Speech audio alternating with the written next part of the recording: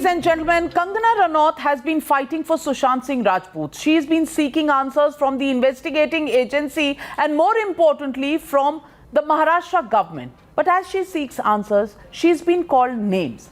She's been insulted and even threatened to be beaten up physically, threatened by those in power in Maharashtra government.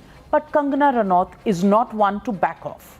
She may have been asked to leave the country and never return to Mumbai, but Kangana will not apologize for speaking up. This is Kangana. And Mr. Sanjay Raut, who's a Rajya Sabha member of parliament, has used obnoxious language for Kangana Ranaut, and he says he is not going to apologize. Why? Because Kangana Ranaut said, when somebody told her that she's not going to be allowed to come to Mumbai, she said, why? It's Mumbai, it's not POK. Why should I not be allowed to come to Mumbai? Now, the POK reference has made Mr. Sanjay Raut very angry. And you know what he's called her? He's called her, well, it's on your screens, it's an expletive. And really, all those who respect women and are calling Mumba Devi as, this great goddess, what about women like Kangana Ranaut? They are not to be respected. They are to be spoken with such abusive language. So, ladies and gentlemen, the legitimate question on the news hour tonight is just this. Why is Sonia Sena so scared of SSR warrior Kangana Ranaut? That's the question and the debate. India with Kangana. That's the debate on the other side. You were watching the News Hour at 9, debate number 2, on Times Now, Super Prime Time. And Tanvi Pruthi, political analyst, joining the debate. I want to ask you straight off the bat. Do you approve of the language Mr. Sanjay Raut has used for Kangana Ranaut as something that should be used for any human being, and least of all, a woman? Not at all, Navika. Not at all. That was not a parliamentary language, and I totally oppose it. But I want to make here 2 points, okay? 2 points I want to make uninterrupted, please. Point number 1. I have no problem with, Kangana Ranaut getting a vice security or any kind of security. If the central government feels that there is a person who is facing threat, give them security. My only question to the central government over here is, and that's what people in the Maharashtra are also asking, that why the people who tow to the BJP's party lights get the security cover so easily. In June 2020, a Congress Sarpanch in Kashmir died. He'd been asking for security for over a year. Why selective security covers given to give a shift to their political agenda? So this is questionable. And secondly, this case has not, what has happened to the Kangana or whatever is happening between Kangana and Sanjay Raut has nothing to do with Sushant Singh Rajput. Well, Dr. Anand Ranganathan, you think this has nothing to do with Sushant Singh Rajput? This has nothing to do with Kangana being a woman? It has nothing to do with anything. Just political. Navika, this is absolutely nonsensical. But more than my disappointment with the politicians, I am really disappointed with her own peers.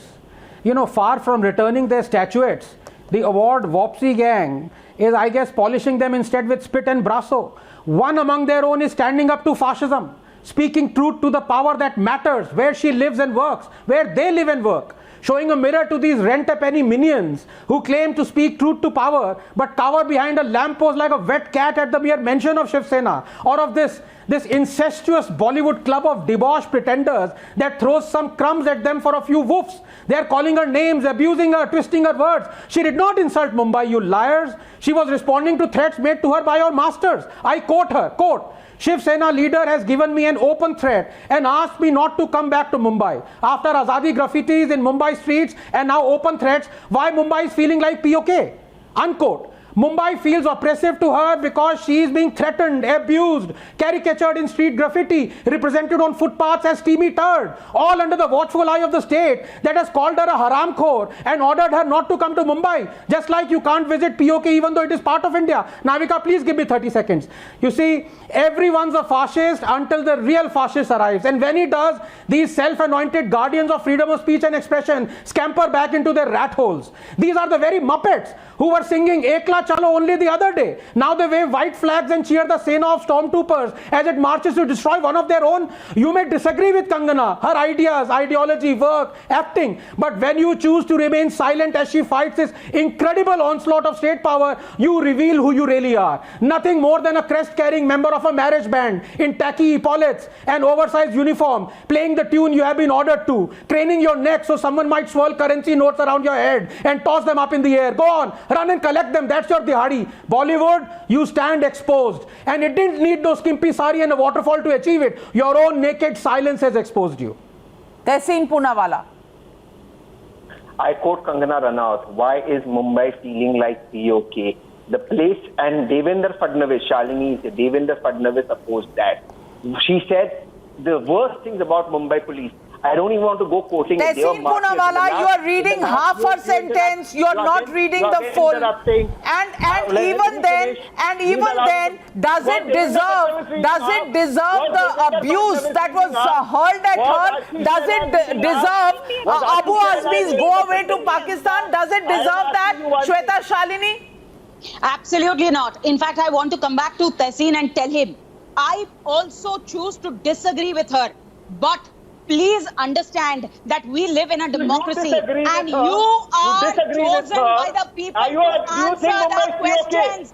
She is free public, she is free to ask you questions. You can't go back and call her names with finally me and Tehseen. Please tell me in which Marathi. I also don't agree with you. Should I abuse you? Should I abuse you, Tehseen Poonawalla? Is that how democratic difference of opinions exist in this country? That we begin to abuse each other? I want to answer that. There should be no abuse. But the same Shweta Shalini out here, can she please enlighten me when Deepika Padukone was threatened and her neck was told to cut off? What security did Devendra Fadnavis give her when Sushant Singh Rajput took an objection to Sanjay Leela Bhansali being slapped? What security did Devendra Fadnavis give her?